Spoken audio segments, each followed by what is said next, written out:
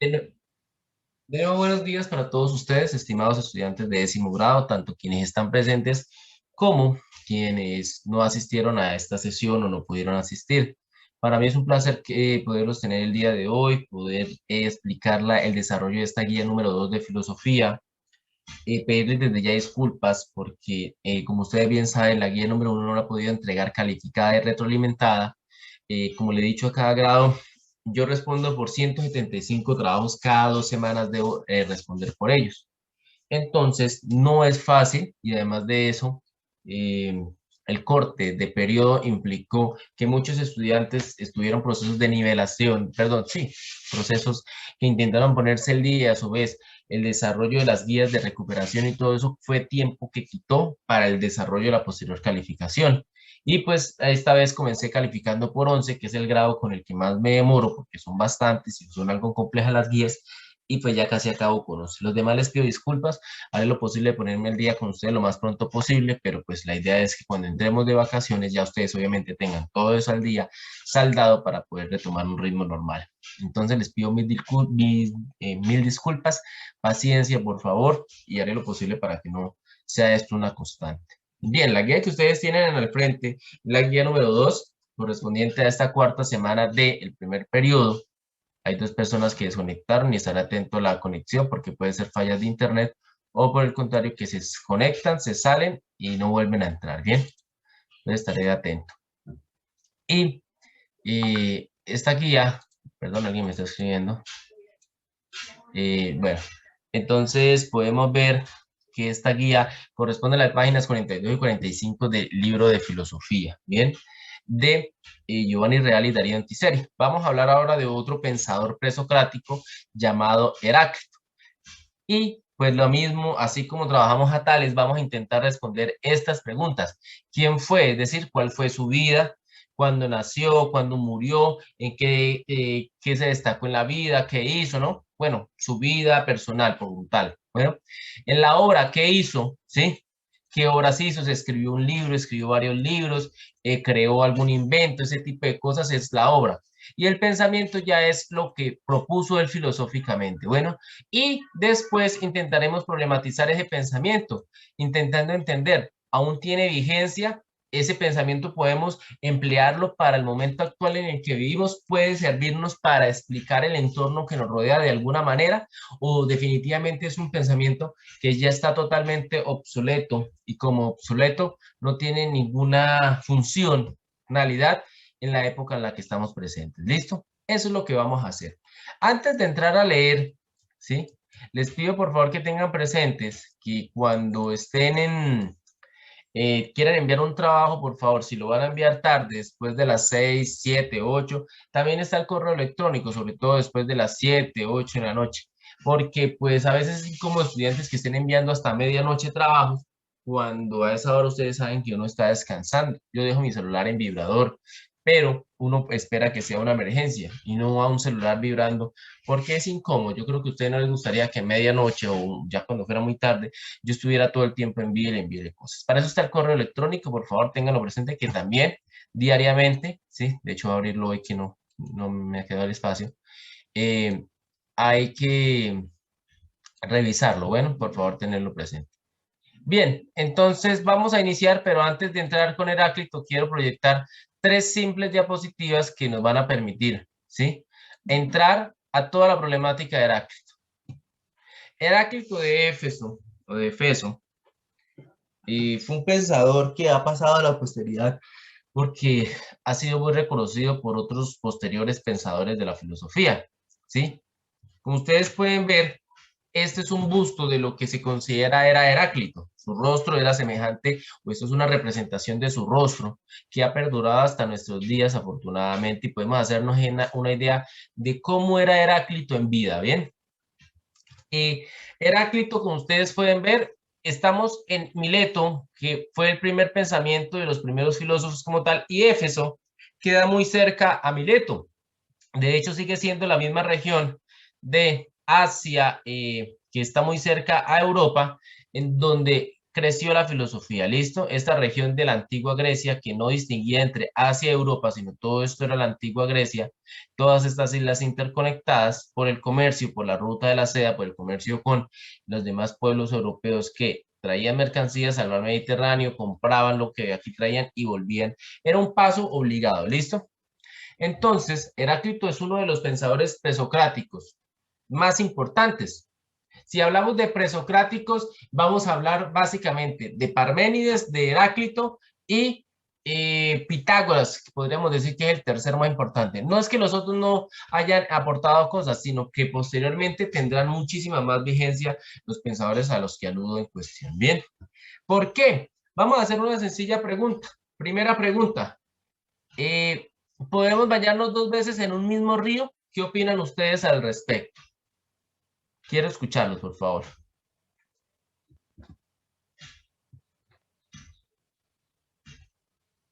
Por favor. Entró Zair. Hola, buenos días.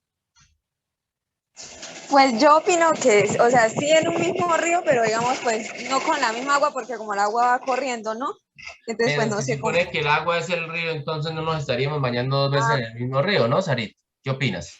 no, Profe, bueno, sí. Te estoy Pues si el preguntando, no río estoy fuera como afirmando, yo lugar, estoy aquí problematizando. ¿Listo, Sarit? ¿Qué opinas? Primero Sarit y luego va Esteban. pues digamos, si el río, o sea, pues yo decía como el lugar, ¿sí? Si el río era el lugar. Entonces, pues si el río es el agua, pues entonces no necesitaríamos bañando en el mismo río. Listo. Entonces tú me dices que el río como lugar sí, pero el agua no sería la Sí, misma porque pero ya fluiría, el agua ¿cierto? no sería exacto, porque ella correría. Listo, vamos levantando la mano por la participación. Muy bien, Saret, gracias. Y por favor, me colabora también Esteban, creo que querías participar, ¿cierto? Sí, Esteban. O alguien que desee participar, lo escucho, por favor. ¿Qué opinan? ¿Nos podemos bañar 2 veces en un mismo río? ¿En el mismo río, perdón? sí, ¿Por qué, Aldair? mm, pues porque es un río, va a estar todo el tiempo con agua, ¿sí? Ujú. Listo, muy bien. Tú me dices que sí porque el río siempre tiene agua y como siempre tiene el agua, podemos ir las veces que queramos a bañarnos en esa agua, ¿cierto? Sí, señor. Pero te hago la misma pregunta. Pero si el agua ha fluido y cuando yo me voy a meter el agua ya pasó y vuelvo a salir y el agua en la que me baño ya no es la misma, por ende no me estaría bañando en el mismo río, ¿o sí? Pues en el mismo río, sí, cosa que pues con diferente tipo de agua o algo, ya que ha corrido la en la que nos bañamos. ¿Me repites la respuesta que le estoy respondiendo a Esteban? ¿Qué, Aldair, qué me Profe? dijiste? ¿Me repites la respuesta, por favor, Digo que le que estoy no, respondiendo a Esteban profe. por chat? Profe, pues en el mismo río va a ser cosa pues que no con la misma, bueno, con la misma agua, sino que diferente proveniencia. Profe, digo Ok. que no. ¿Por qué, Mayeli? Bueno, entonces Aldair dice que sí, porque va a ser el mismo río, pero con diferente agua, pero proviene del mismo lugar. Es lo que dice Aldair, ¿cierto? Sí, señor. Listo, gracias Aldair por tu participación. Quiero escucharte, Mayerly también. Porque el río no es el mismo, o sea, no está con la misma agua Porque, o sea, tú que dices nos que no podemos, bañamos la primera pero vez. el río como río está ahí, entonces, Pues sí, pero no es la misma La agua respuesta es fácil. espérame, con... Esteban, déjame escuchar a Mayerly y después hablas tú, pero tu internet está muy malo, por favor escribe en el chat y yo atiendo tu respuesta por el chat, porque se escucha entrecortado tu audio. Mayerly. Pues no, porque no es como la misma agua, o sea, puede ser el mismo río, pero no el agua como va corriendo y eso. Listo, muy bien. Entonces, quiero escuchar un último aporte. Esteban, si tienes un último aporte, sí. Entonces, Mayerly y Sarit, Sarit dijo que sí, como río, como lugar, pero no porque su agua fluye. Aldair dice que sí, porque el río va a estar y pues el agua ha pasado, pero esa agua también proviene del mismo lugar, entonces por ello podemos seguirnos bañando en el mismo río. Mayerly dice que no, porque cuando nos metemos ya inmediatamente el agua ha fluido y ya no es la misma agua, ¿cierto? Y cuando volvamos a salir. Y tengo el aporte de Esteban. Nos bañaríamos en el río porque así se llama, más no con la misma agua porque el agua va fluyendo, va a seguir con su rumbo. Entonces, como ustedes pueden ver, Heráclito se hacía esa pregunta y se hacía esa pregunta porque Heráclito, vamos a leer, reconoce el carácter del devenir como parte fundamental de la esencia de lo que llamaremos el ser, es decir, de aquello que es. Y uno va a decir, oiga, muy interesante, ¿cómo así? ¿Puedo bañarme en el río? Sí, pero debo tener presente que el río siempre va a fluir y como siempre va a fluir, va a estar en un constante cambio y como tal, diríamos como algo semejante a lo que dice Sarit, como lugar podemos decir que el río está ahí, pero su esencia ha cambiado, nunca va a ser el mismo. Y esa máxima del fluir, del devenir de las cosas, Heráclito la aplica a todo. Heráclito la aplica al universo, al cosmos. Y es muy interesante porque si nos ponemos a pensar en Heráclito, oiga, Heráclito tiene razón. Yo no soy el mismo que era ayer, pero sigo siendo Haider. Y uno dice, bueno, pero claro, yo cada segundo que pasa dejo de ser, pero sigo siendo. No, claro, porque estoy cada vez dando un paso más hacia adelante en el tiempo y todo lo que queda en el pasado no va a volver, ya ha sido, ¿sí? Y estoy siendo hasta que mi mortalidad me permita seguir existiendo, dirá Heráclito. Todo lo que existe deviene, cambia, está en constante movimiento y ese movimiento es la esencia como tal o el principio de todas las cosas, porque las cosas existen, pero en su existencia van cambiando. ¿Claro o enredado? Los escucho, por favor. Claro. ¿Sí? Listo, Aldair. ¿Qué opinan los demás? ¿Alguna pregunta sobre? Recuerden que acá a los 10 minutos volvemos a entrar al mismo link, por favor. Todo Los claro, escucho. profe. ¿Sí? Entonces Heráclito rescata o identifica el devenir algo fundamental en el ser, ¿sí? Porque es que hay un problema que después Parménides va a señalar y va a terminar consolidando con la esencia del ser, pero Heráclito sí reconoce que el ser cambia. El ser puede ser siendo, pero a la vez cambiando. O sea, la esencia de las cosas existe, pero a la vez va mutando. Parménides va a decir que no, veremos después cómo es que Parménides plantea que no, pero es fundamental tener claro a Heráclito. Y en ese devenir estaría el principio de todas las cosas, pero ya veremos cómo es que lo ilustra. Bueno, esa es la primera pregunta que Heráclito se hace, o una pregunta central en el pensamiento de Heráclito que debemos tener claro. El devenir como esencia de todas las cosas o como parte inherente a todas las cosas. Y a su vez, ¿qué ventajas tiene la guerra? ¿Será que la guerra tiene ventajas? ¿De la guerra puede surgir algo? Los escucho.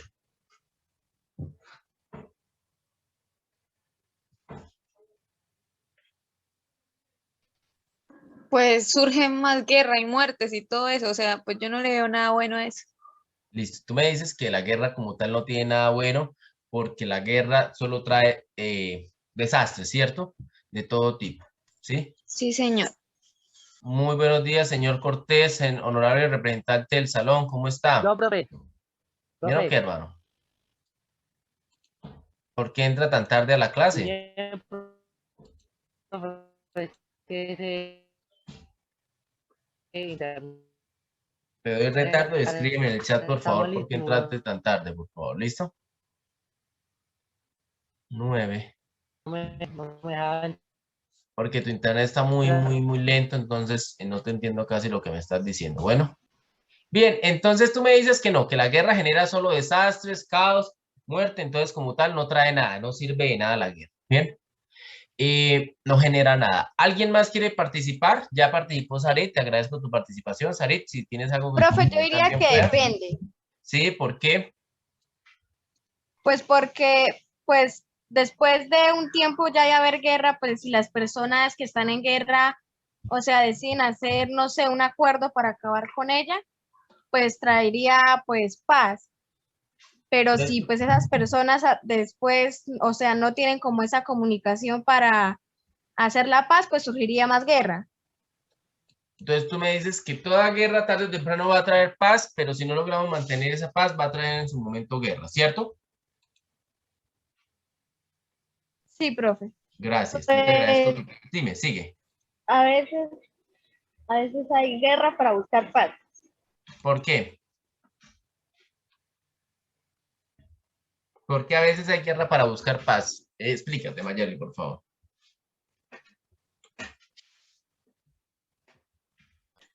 Profe, pues que como viene la guerra también tiene sus cosas malas y sus cosas buenas, no vea, y nosotros nos independizamos. ¿Por qué? Ah, bueno, entonces tú me dices que la guerra no todo es malo en la guerra, me dices tú al aire, porque la guerra hay cosas que podemos rescatar buenas porque de la guerra surgió la independencia, ¿cierto? Sí, señor. Ah, bueno, entonces tú ya irías como diciendo las áreas, oye, pero espere, no todo es malo en la guerra. Desde cuenta que también la guerra puede generar cosas buenas, como por ejemplo la independencia de nuestro país, que fue por medio de una guerra. Sí, tal cual, al aire. Exacto. Listo, yo te agradezco tu aporte, ahí voy recogiendo las ideas.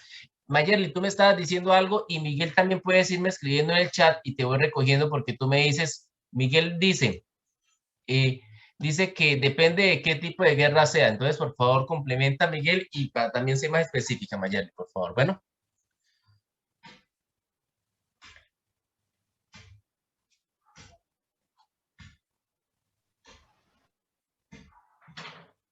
Bueno, estoy esperando respuesta. Y si yo les digo lo siguiente, porque pues no la escribí porque quería que primero problematizar. Si yo les digo a ustedes que para Heráclito la guerra, o en griego, polemos, ¿sí? Es la madre, porque guerra en griego es femenino, de todas las cosas. ¿Qué opinan al respecto? Si yo les digo que la guerra es la madre de todo lo que existe, ¿ustedes qué opinan?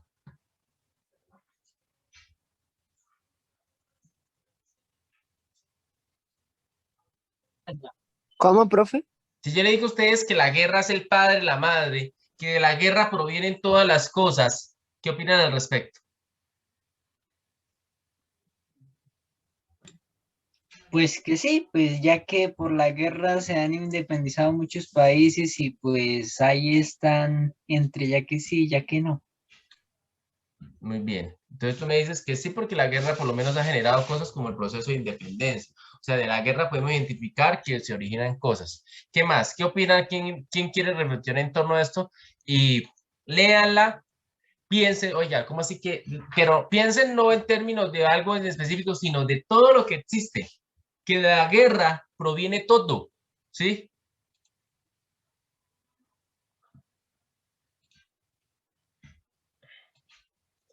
¿Por qué de la guerra provienen muchas cosas, Esteban? Te escucho.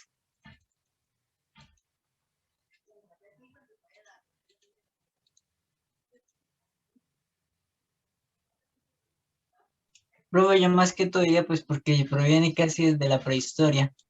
¿Por qué proviene casi desde la prehistoria, David? Porque me quedé esperando la respuesta de Esteban.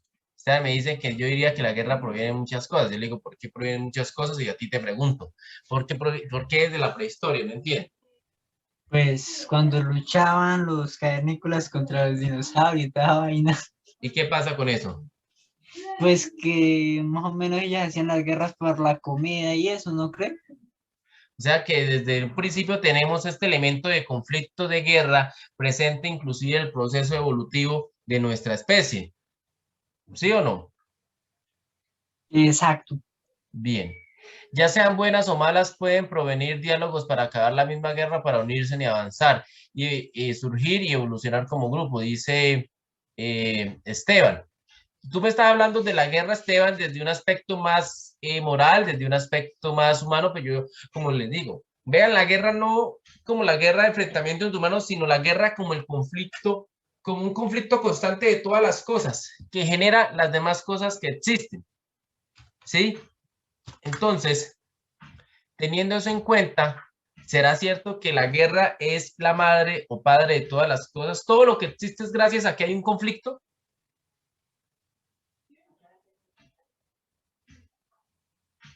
¿Qué opinan?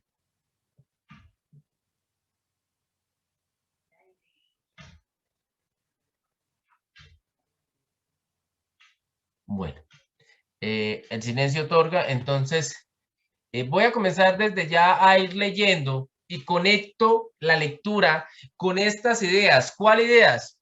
La esencia del devenir, ¿sí?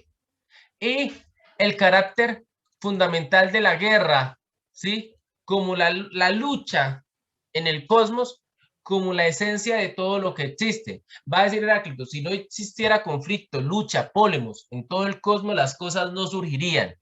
Y vamos a ver cuál es ese conflicto que Heráclito siempre reconoce y lo vamos a traer, e inclusive hasta en la moral podemos incluir esa situación, pero vamos a leerlo, ¿bien?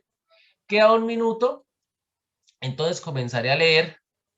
Mejor cortemos la videollamada ya para que volvamos a entrar en todos los 40 minutos que tengamos completos. Bueno, entonces por favor se vuelven a conectar al mismo link. Bueno. Bien, entonces continúo grabando la clase y vamos, como les dije, vamos a leer y vamos a ir conectando. Recuerden la tarea, vida, obra, pensamiento. Vida, quién fue, cuándo nació, cuándo murió, en su vida, por qué fue reconocido como tal de encargos públicos, ¿sí? Anécdotas que haya de él, todo lo que encuentren en el texto.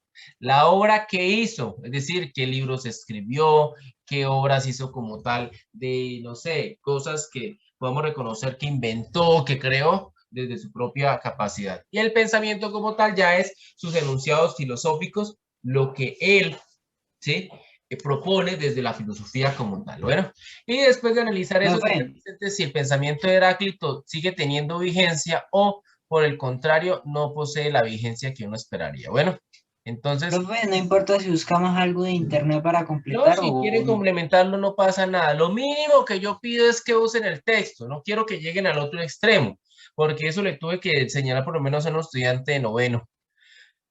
Queremos leer y leemos, pero vamos y buscamos de una vez en internet todo literal, ¿sí? Copiamos vida de Heráclito y copiamos y pegamos lo que encontramos, ¿cierto? Y transcribimos ya.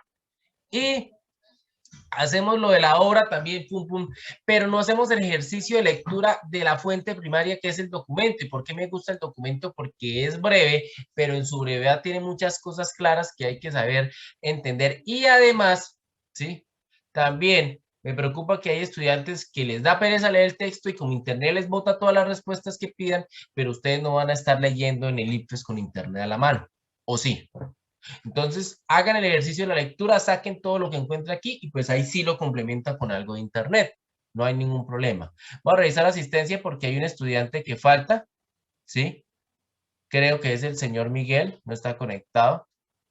Entonces, pues, como les digo, que me escriba, por favor, porque pues la asistencia también es estar conectado, no llegar, saludar e irse, ¿sí? Entonces, yo le agradezco a Esteban si me informa qué pasó. Entonces, comienzo. Heráclito de Éfeso. Heráclito vivió entre los siglos VI y V antes de Cristo. En Éfeso tenía un carácter huraño y un temperamento esquivo y desdeñoso. No quiso participar de ninguna forma en la vida pública, habiéndole rogado a sus conciudadanos que promulgasen leyes para la ciudad. Escribe una fuente antigua. Se rehusó porque aquella ya había caído bajo el poder de la mala constitución. Es decir, Heráclito, ¿sí?, era un hombre muy inteligente, pero era un hombre muy soberbio. Heráclito es reconocido como un hombre muy enojado, muy gruñón, y era enemigo de la democracia. El texto no nos lo dice literalmente, pero él era un enemigo de una constitución en donde se reconociera la democracia, porque él apoyaba el gobierno de los mejores, es decir, de los aristócratas, de las mejores clases sociales. La democracia para él era terrible porque él decía, ¿cómo yo puedo tener la confianza de que ayuden a decidir o a tomar decisiones las personas que no están capacitadas? Entonces, él siempre veía, ¿sí?, con malos ojos la democracia. y por ello no quiso ayudar a gobernar la ciudad. Decía, no, pero es que aquí están gobernando un gobierno democrático que es un gobierno corrupto, no sirve. Bueno, ojo, eso es de la vida, vea, ahí voy explicando aspectos de la vida. Escribió un libro titulado Sobre la naturaleza, en griego Ferifiseos, entonces esto es sobre la obra, del cual nos han llegado numerosos fragmentos, constituido quizás por una serie de aforismos y voluntariamente redactado de manera obscura con un estilo que recuerda las sentencias de los oráculos, para que se acercasen allí solo aquellos que podían y el vulgo permaneciese alejado. Resulta y pasa que Heráclito escribió ya en prosa, ojo, eso es un detalle que debemos tener en cuenta. Tales no escribió nada, ¿sí? Sus seguidores sí escribieron, pero escribieron en prosa, que es algo que no pudimos ver. Es decir, ya no escriben en verso, porque el lenguaje del verso tiende a ser un lenguaje que es usado por los poetas diciendo que los dioses son los que están haciendo que yo hable. Los dioses usan mi boca para hablar por medio de los versos. Miramos toda la literatura, los poemas homéricos son por medio de los versos. Los poemas de la antigüedad siempre eran por versos porque tenían un carácter de conexión con lo divino. Decía Homero, canta o musa, es decir, diosas, una de las musas que es la de las artes, canta o musa la cólera del Pélida Aquiles, cólera funesta que quedó males a los argivos. Es decir, dioses hablen por medio de mí y yo canto, es decir, el mito, una de las veracidades que tenía era que los dioses mismos lo contaban. Ya con los filósofos no aparece como tal el verso, ¿sí?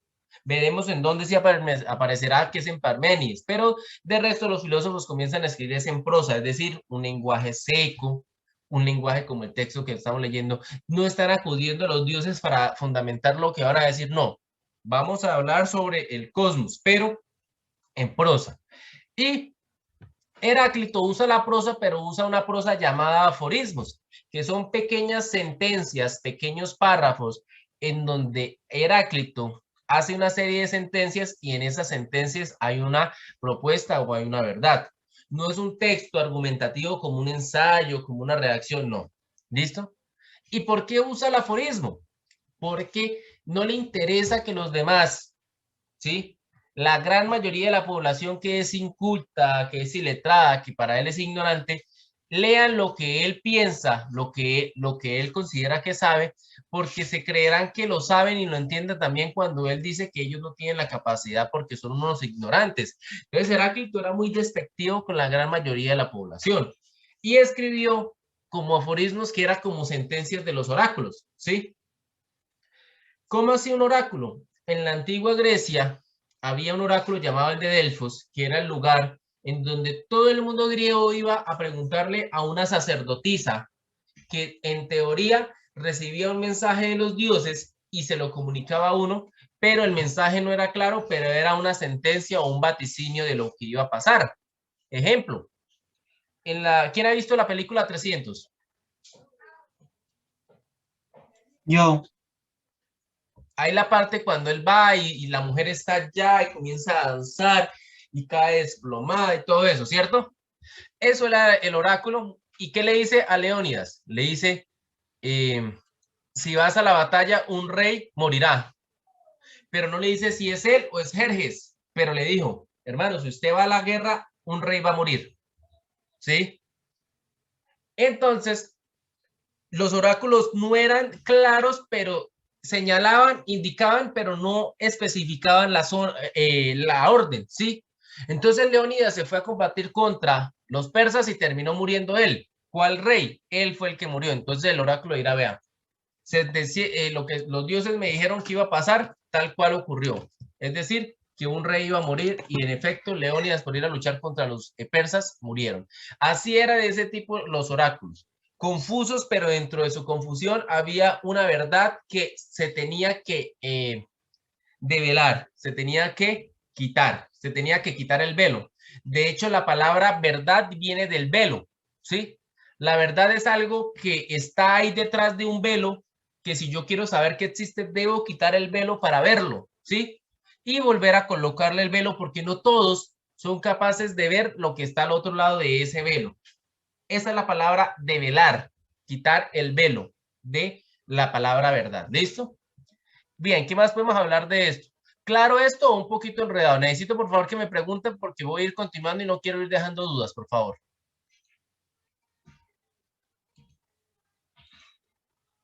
No, profe, ¿Continúo? Los escucho, por favor. sí, profe, continúa. Aldair me dice que continúe, pero los demás no me dicen que continúe o no, entonces no entiendo. En la clase no estoy solo con Aldair.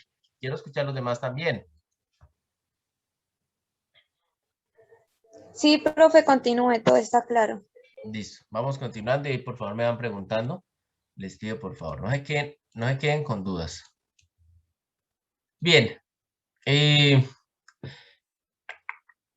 Hizo esto con el propósito de evitar el menosprecio y las burlas de aquellos que al leer cosas aparentemente fáciles creen entender lo que en realidad no entienden. Debido a esto fue llamado Heráclito el Obscuro. Es decir, para Heráclito no todos podían acceder a la verdad porque muchos creían poderla entender cuando realmente la malinterpretaban. Entonces él de esa experiencia con el pueblo dijo, al pueblo no se le puede hablar de verdades, al pueblo no puede uno hacerle preguntas porque ellos consideran que todo es obvio. ¿Sí? O sea, el pueblo no tiene espíritu de filosofía, de hacer preguntas y reflexionar. Hay que buscar es solamente aquellos que estén elegidos para ello, o sea, unos pocos. Continúo. Los milesios habían advertido el dinamismo universal de las cosas. Tales, Anaximandro y Anaxímenes habían dado cuenta que el universo tenía como en su esencia el movimiento. Bien. Pero, continuemos, que nacen, crecen y mueren, y del mundo, o más bien de los mundos que se hayan sometidos al mismo proceso. Además, habían considerado que el dinamismo era un rasgo esencial del principio que genera, rige y reabsorbe todas las cosas. Recuerde que en el fondo la pregunta es ¿cuál es el principio de todas las cosas? Y los milesios tenían claro que ese principio tenía una característica de constante devenir y movimiento. Sin embargo, no habían elevado a nivel temático de un modo adecuado este aspecto de la realidad. Y esto fue lo que hizo Heráclito. Todo se mueve, todo fluye, panta rey.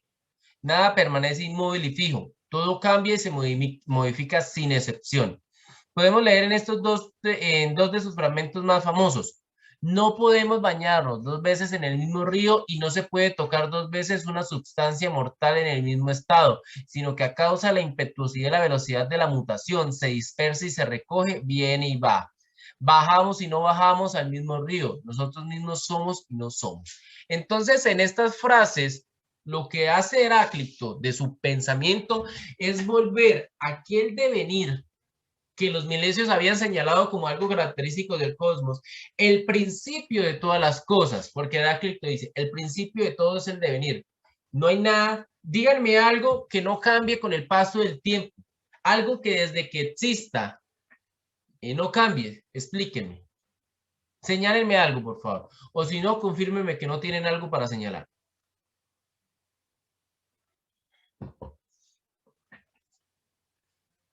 Los escucho.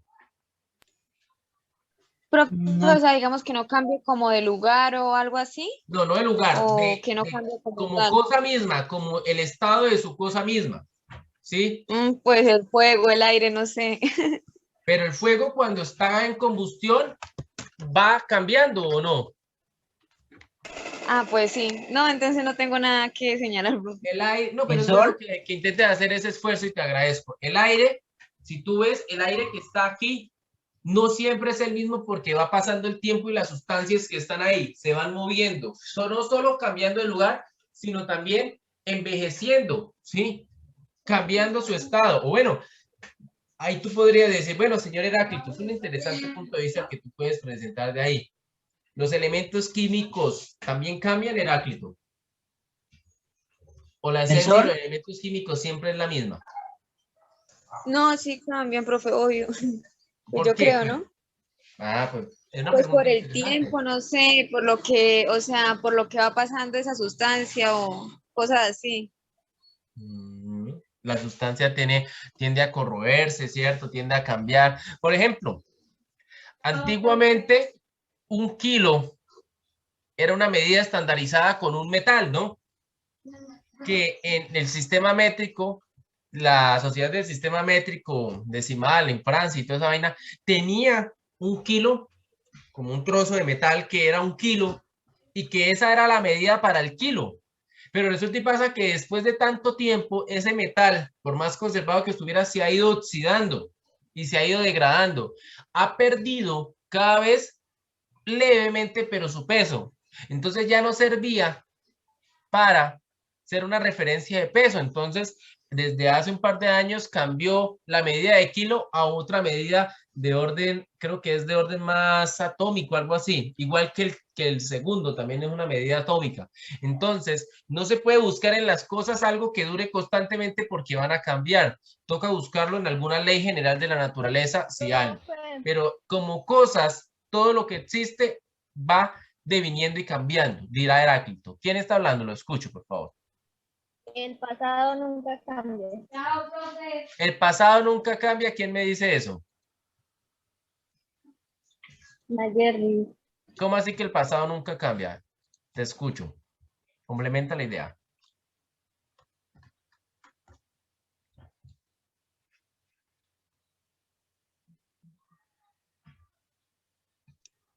Profe, yo era complemento, pues que si usted hace algo en el pasado, usted no lo va a poder cambiar por más que quiera. Pero ya fue, está en el pasado, ¿sí? Existe como algo que ya fue, pero no existe por sí mismo. Existe solo como recuerdo de lo que fue. Profe, ¿No? yo pienso que las piedras, Las piedras, ¿por qué? porque las piedras pueden pasar miles de años y siguen en su forma original. ¿Será No, que señor, a totalmente veces hasta original? crecen. ¿Será que no hay un proceso de descomposición? Y si yo cojo esa piedra y después de 1000 años esa piedra tendrá la misma forma tal cual, la misma estructura o no habrá tenido un proceso de desgaste que mínimo le haya quitado algunas mínimas partes en su composición, Zahir. Y después Aldair comenta.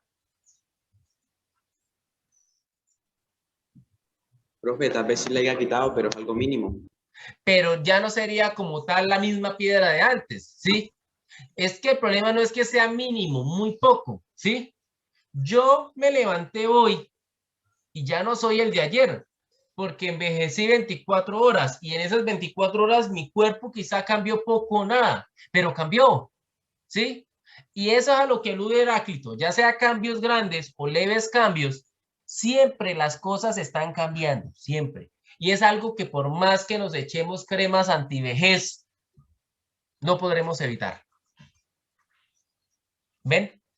Entonces Heráclito nos está señalando que debemos tener en cuenta el devenir, el cambio y la mortalidad de las cosas como algo inherente a las cosas mismas, hagamos lo que hagamos, no solamente nosotros, sino el cosmos mismo. Pero hay que entender cuál es la naturaleza de ese devenir. Los escucho antes de seguir leyendo. Bueno, Ah, los escucho si hay algo que comentar antes de que yo siga leyendo. no, profe, continúa. Gracias. Continúe, profe. Entonces, dice Heráclito, bueno, dicen los comentaristas de Heráclito, el sentido de estos fragmentos es claro. El río es aparentemente siempre el mismo, mientras que en realidad está constituido por aguas siempre nuevas y distintas que llegan y se escabullen. Por eso, no se puede bajar 2 veces a la misma agua del río porque cuando se baja por segunda vez es otra agua la que está llegando. Y también porque nosotros mismos cambiamos y en el momento en que hemos acabado de sumergirnos en el río nos hemos convertido en alguien distinto al que éramos en el momento de comenzar a sumergirnos. Es decir, el devenir está presente en todo caso, por toda parte y en todo lugar, hagamos lo que hagamos. No solamente en el río, porque como bien dijo Sarit, el río como lugar está ahí, ¿sí? Pero lo que constituye el río, sus aguas nunca son las mismas, siempre van a ir cambiando, fluyendo, pasando. Y nosotros mismos, fui hoy, me bañé en el río y voy al siguiente día y me vuelvo a bañar. Yo, como Haider, sigue siendo el mismo, pero mi estado ha cambiado porque yo ya he avanzado en el tiempo, quiere decir, he envejecido, ¿sí? Que no se note, que sea muy mínimo y muy ínfimo, pero va a haber, así sea un 0,001 de cambio, ¿sí? Que a un largo plazo va a ser que si la vida me lo permite y el COVID, por ejemplo, no me mata, llegaré a una edad en donde ya se note totalmente el cambio. ¿Listo? ¿Claro ahí?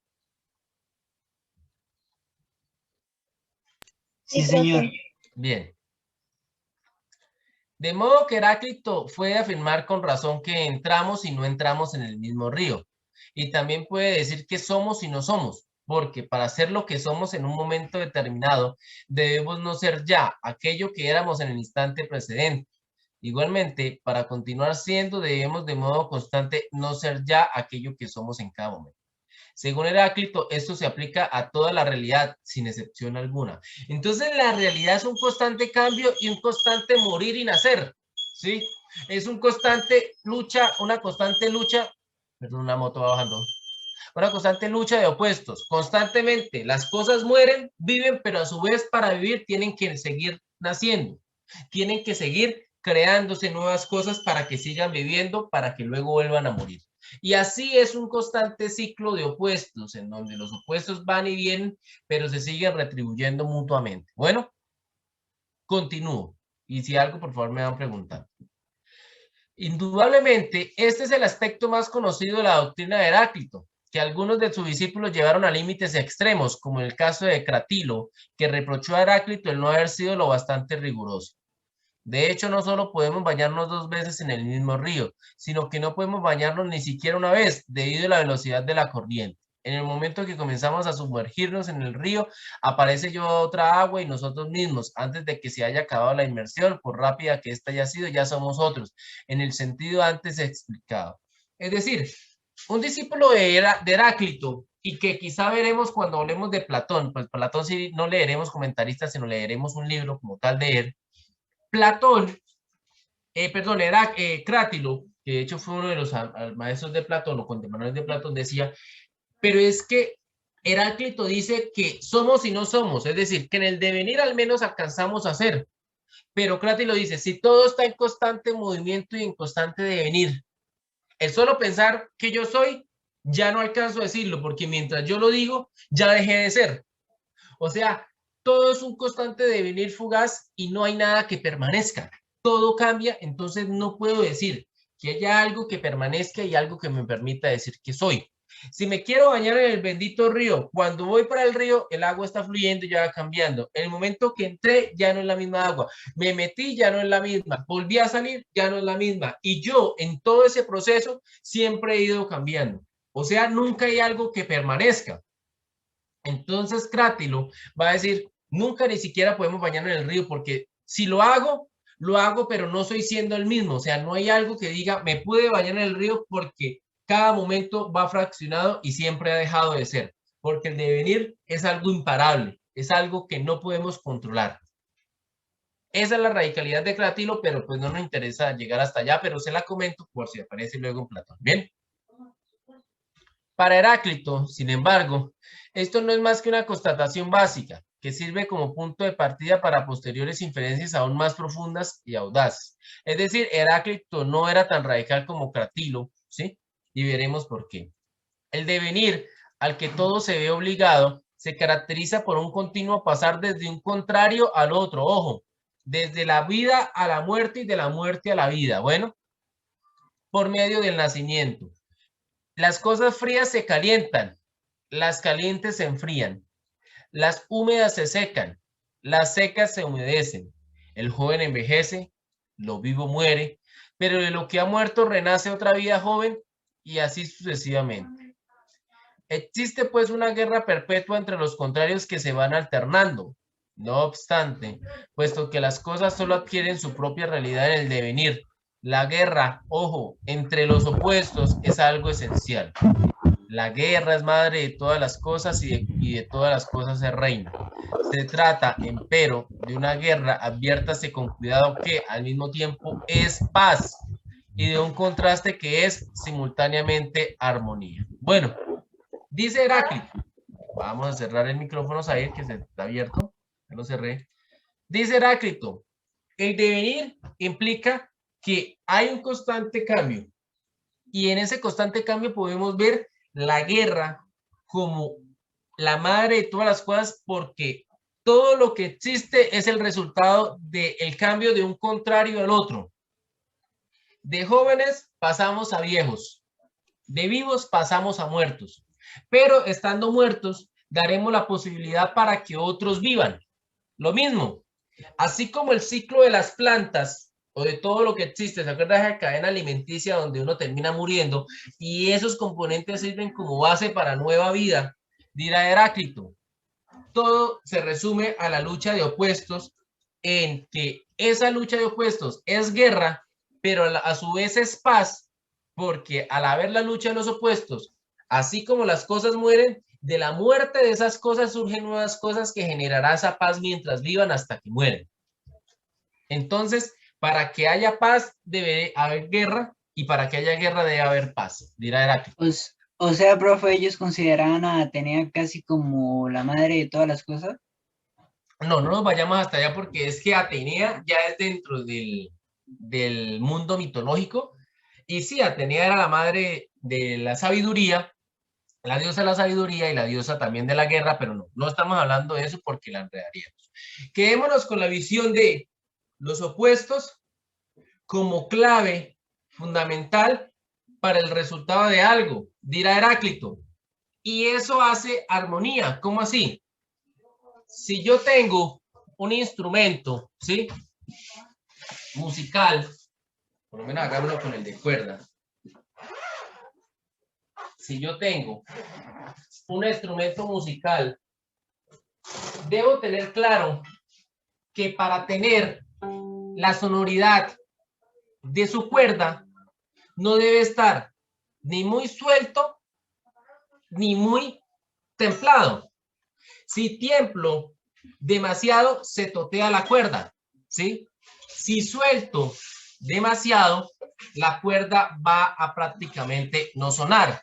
Entonces, los extremos están luchando constantemente, pero en esa lucha de los extremos, ambos se complementan y dan un punto medio que es lo que existe, la armonía. La armonía es la ubicación adecuada de todas las cosas, o sea, ni muy tensa ni muy suelta, trae una cuerda que trae una sonoridad adecuada, ¿sí? Para la cuerda. ¿Sí me hago entender? Eso Heráclito ya lo tenía claro. De hecho, la sabiduría hinduista también lo tenía muy claro.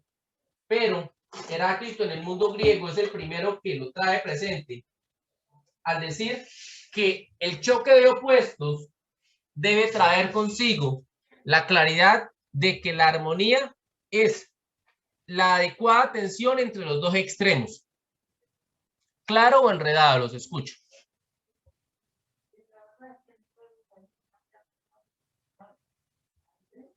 Hasta ahí. ¿Sí? Por favor, si hay preguntas, los escucho, por favor. No, profe. Bien, entonces continúo.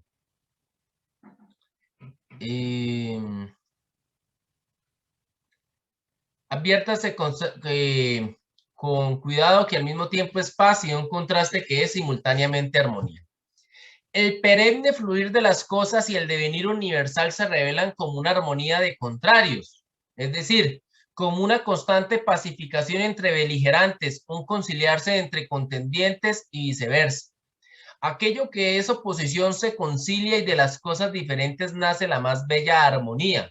Y todo se engendra por medio de contrastes. Es decir, para que algo exista es el resultado del choque de contrastes, pero la existencia de ese algo es armonía.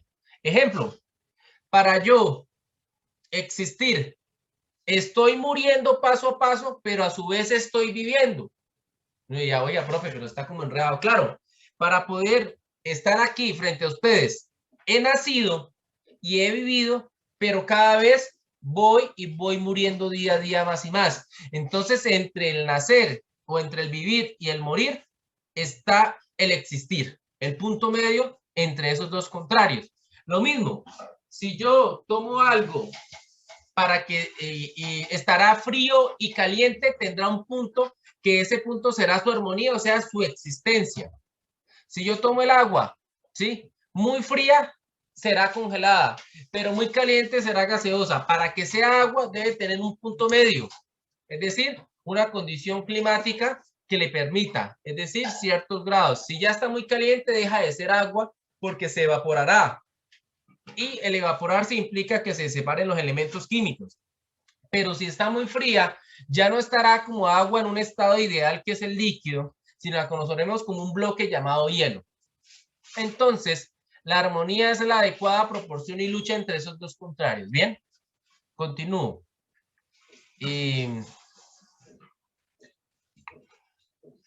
Bueno, desde esta cita. Aquello que es oposición se concilia y de las cosas diferentes nace la más bella armonía, y todo se engendra por medio de contrastes.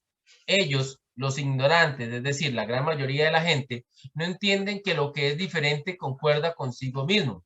Armonía de contrarios como la armonía del arco y la lira. Es decir, para que una flecha pueda lanzar para que un arco pueda lanzar su flecha, no puede estar ni muy suelta ni tampoco muy templada. Si está muy templada se revienta. Si está muy suelta no hace presión suficiente para que la flecha vuele.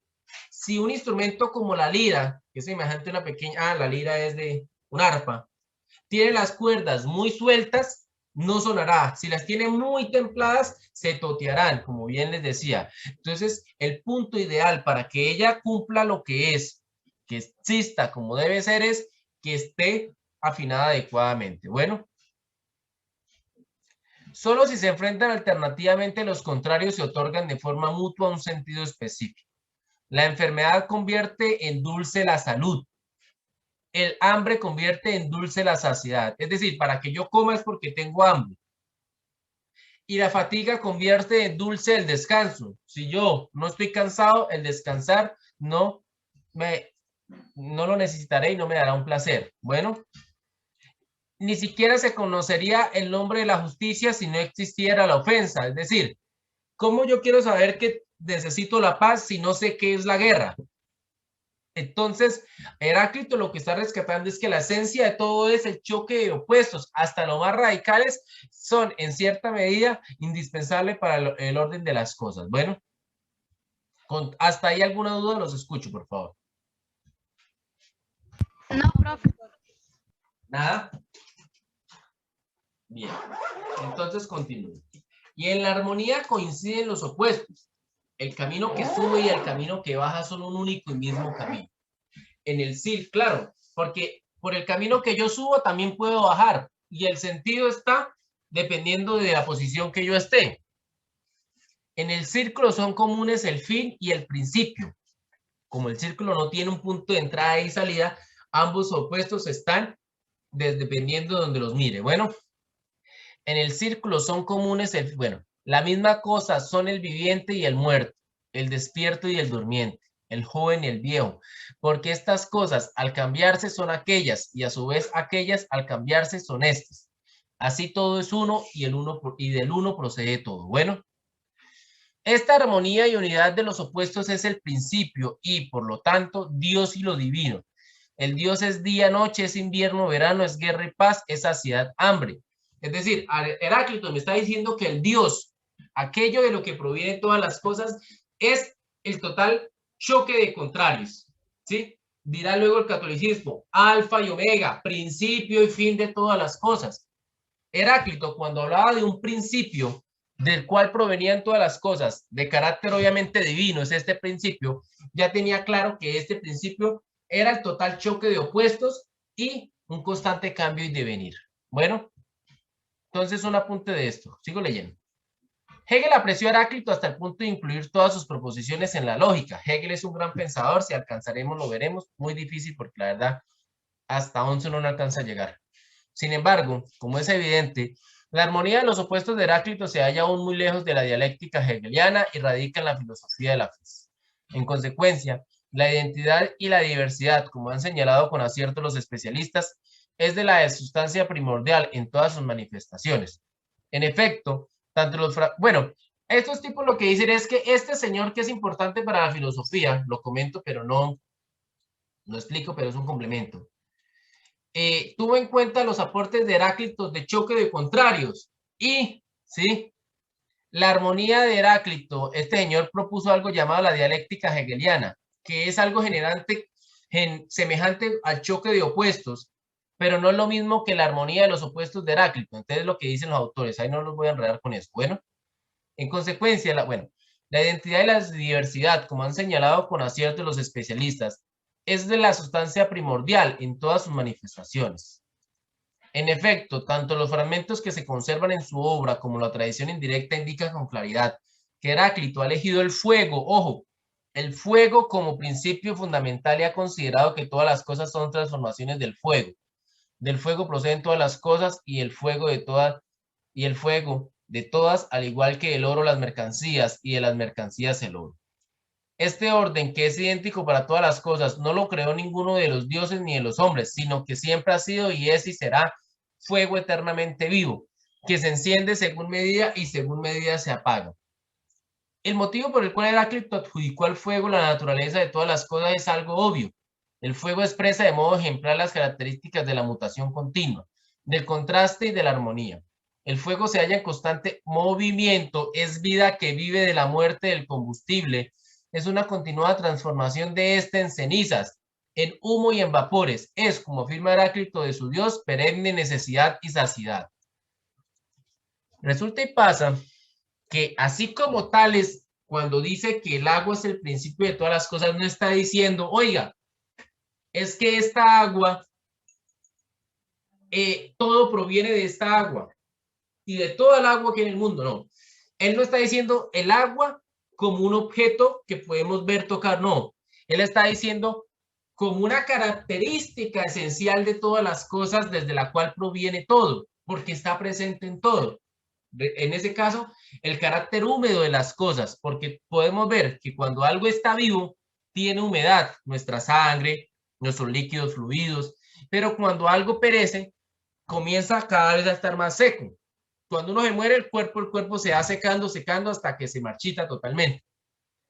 Heráclito dice, no, el principio de todas las cosas es el fuego, pero no es la candela que yo cojo y prendo.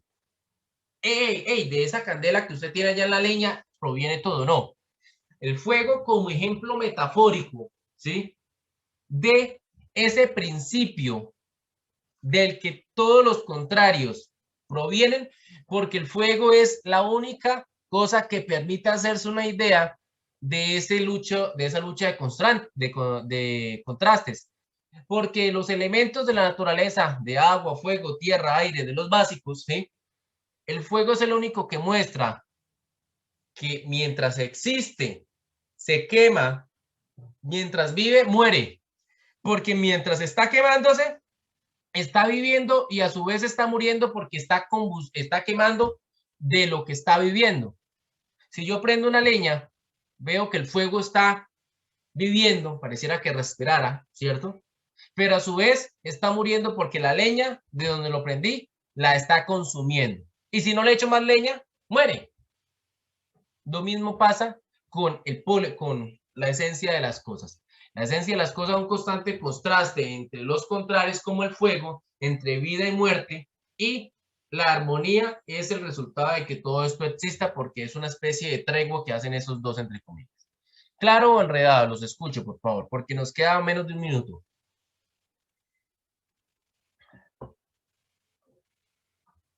¿Nada? Los escucho, por favor. Profe. Bien. Entonces continúo. Nos queda menos de un minuto. Voy a cerrar la videollamada y por favor se conectan para poder, ya vamos a cerrar. Entonces de una vez cerramos. ¿Listo?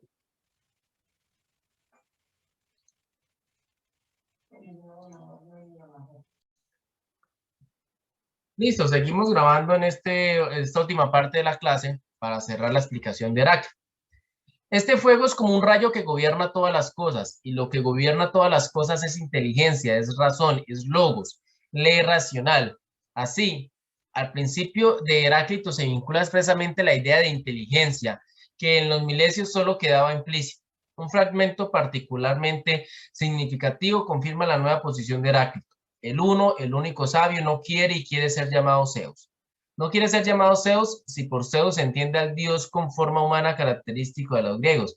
Quiere ser llamado Zeus si por este nombre se entiende el dios y el ser supremo. Bueno, entonces, además en Heráclito aparece otra cosa, pues que no la coloqué dentro de la clase, pero es bueno tener claro. Primero, el principio es de todas las cosas es el fuego, porque el fuego es la ejemplificación de la constante lucha de contrarios, de opuestos, ¿sí?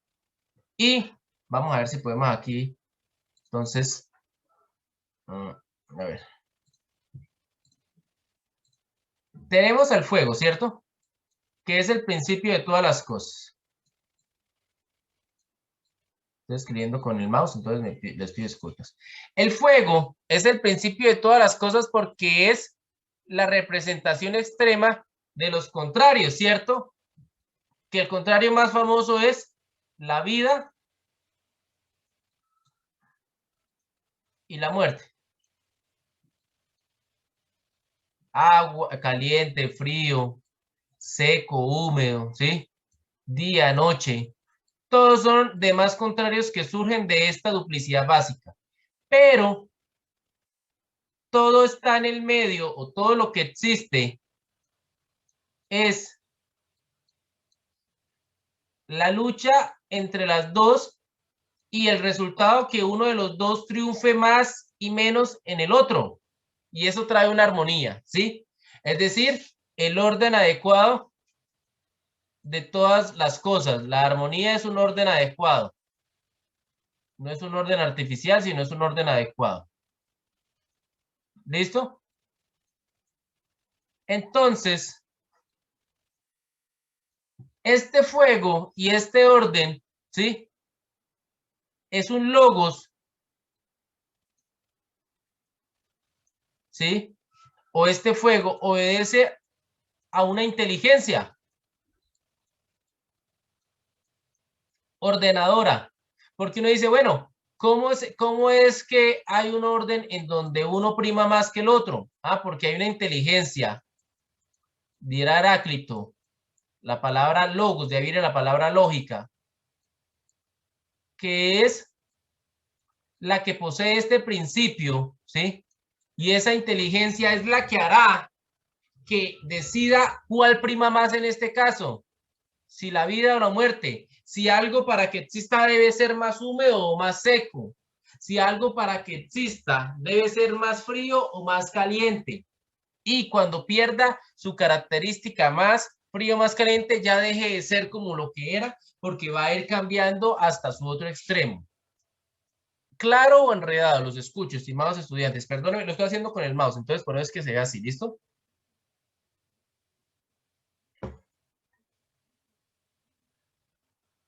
Los escucho, por favor, confírmeme si quedó claro, si hay preguntas, si hay dudas. Profe, no entendemos nada, llevamos toda la hora escuchando. Profe, claro. Nada. Claro, profe. Bien, Todo claro, profe. listo. Yo les agradezco que me informen, por favor, porque la gracia es esa. Bien, entonces continúo. Bueno, en Heráclito emerge ya una serie de elementos concernientes a la verdad y al conocimiento. Es preciso estar en guardia con respecto a los sentidos, porque estos se detienen en la simple apariencia de las cosas. Y también es necesario guardarse de las opiniones de los hombres, que están basadas sobre las apariencias. La verdad consiste en captar más allá de los sentidos aquella inteligencia que gobierna todas las cosas. Heráclito se sintió una especie de profeta de dicha inteligencia, lo cual explica que sus sentencias se asemejen a oráculos y que sus palabras tengan un carácter hierático. Se me fue esta palabra que es hierático, creo que es un carácter de sentencia. Voy a buscar en internet rápidamente porque la verdad no recuerdo el significado.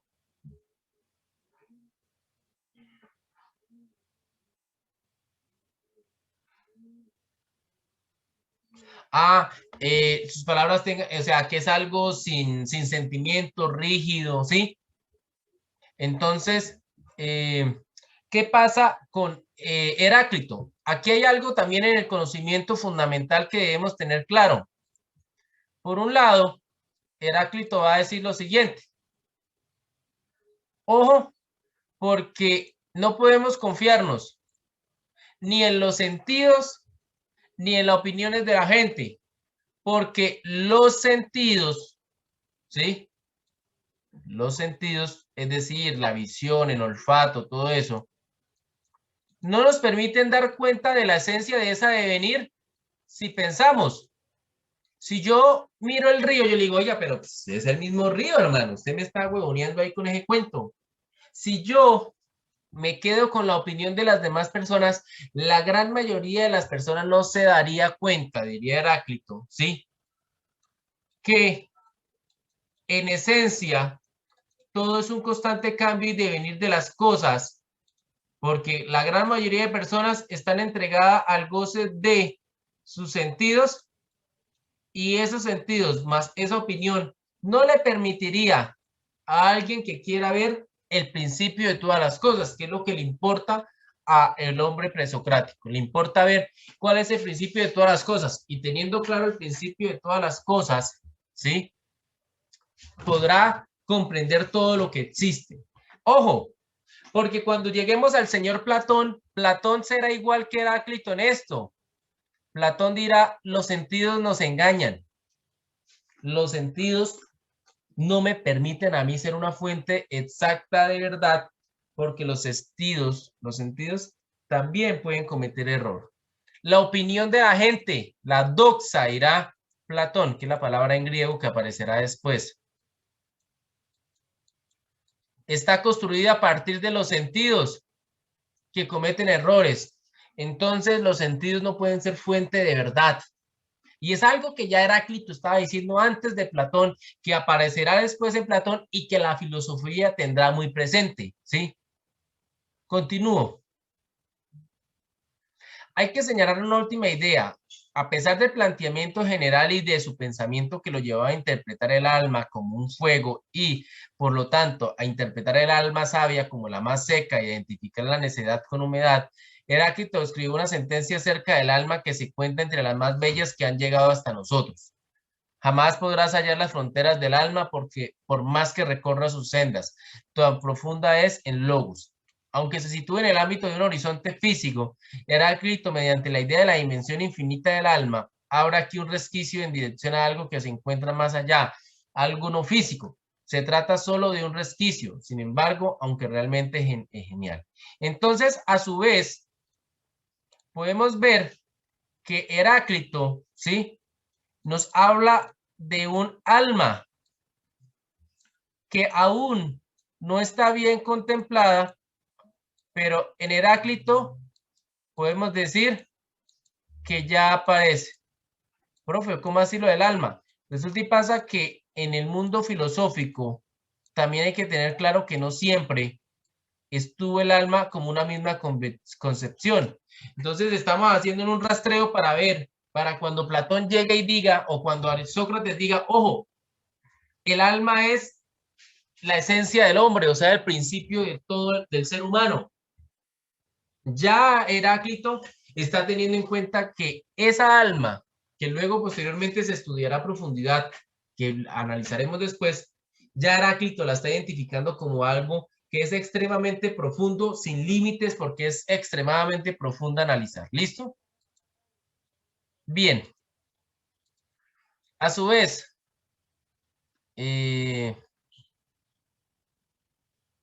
bueno, aquí Heráclito parece haber adoptado algunas ideas de los órficos, afirmando de los hombres los que sigue. Inmortales, mortales, mortales, inmortales, viviendo la muerte de aquellos, muriendo la vida de aquellos. Esto parece expresar con lenguaje heraclitiano la idea órfica de que la vida del cuerpo es una mortificación del alma y la muerte del cuerpo es vida para el alma. Al igual que los órficos, Heráclito creía en castigos y premios después de la muerte. Después de la muerte, aguardan a los hombres cosas que no esperan y que ni siquiera se imaginan. Sin embargo, no podemos determinar en qué forma Heráclito ponía en relación esas creencias órficas con su filosofía de la física. Entonces, como último aporte, ¿sí?, tendremos que Heráclito va a decir si hay una vida después de la muerte y esa vida después de la muerte,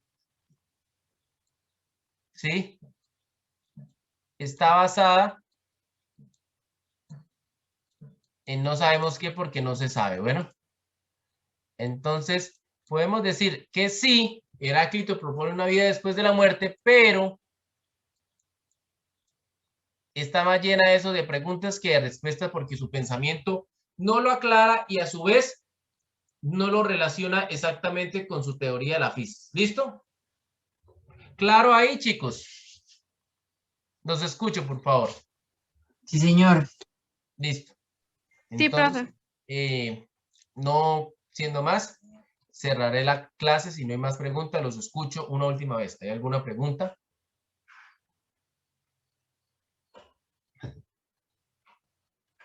Espero un sí o un no, por favor, para dar Ninguna, cierre de profe. clase y continuar. Aldair me No, dice que profe. no. No, profe. Nicole, Mayer, los demás me dicen que no. Entonces, pues, no siendo más, te deseo lo mejor. Les deseo lo mejor. Espero que estén muy bien. Gracias, Esteban. Quiero consultarle a Ney que, pues, el periodo pasado no pudo estar. ¿Cómo es mejor, Ney? ¿Es mejor así pudiendo estar conectada? Sí, profe, muchísimo mejor porque así puedo entender mucho mejor el tema. Listo, me alegra muchísimo que te puedas conectar, que hayan hecho el esfuerzo y a los demás también, créanme que les valoramos mucho eso y como les digo, yo no quiero quedarme en la clase solamente cómo hacer la guía, sino me gusta tratar de desmenuzar todo lo más posible. Recuerden que tan pronto pueda subo el video de todas formas. Entonces, no siendo más, les deseo un feliz día. Espero que estén muy bien. Chao, chao.